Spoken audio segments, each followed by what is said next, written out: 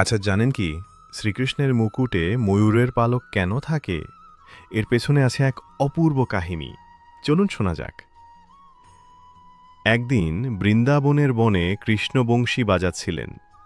গোপালদের হাসি খেলা থেমে গিয়ে সবাই শুধু শুনছিল সেই স্বর্গীয় সুর। এমন সময় আকাশ থেকে একটি আহত ময়ূর কৃষ্ণের কাছে এসে পড়ল। তার ডানা ভাঙা, চোখে জল। কৃষ্ণ ময়ূরটিকে বুকে নিয়ে বললেন, ভয় করো না বন্ধু, বৃন্দাবনে আসা মানে আশ্রয় পাওয়া। গোপালরা জল আনল, কৃষ্ণ নিজের হাত দিয়ে ওষুধি ঘাস বেঁধে দিলেন তার ডানায়।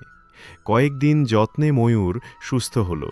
সে তখন নাচতে নাচতে কৃষ্ণকে প্রণাম করে বলল, প্রভু, আপনি শুধু আমার ডানা জোড়েননি, আপনি আমার প্রাণে আলো জ্বালালেন। আমার কাছে কিছু নেই আপনাকে দেওয়ার, শুধু এই নীলকণ্ঠ ডানার পালক। সে কৃষ্ণের পদতলে একটি নীলকণ্ঠ পালক রাখল। কৃষ্ণ মৃদু হেসে সেটি নিজের মুকুটে গেঁথে নিলেন। তখন থেকেই কৃষ্ণের মুকুটে ময়ূরের পালক চিরদিনের অলংকার হয়ে রইল।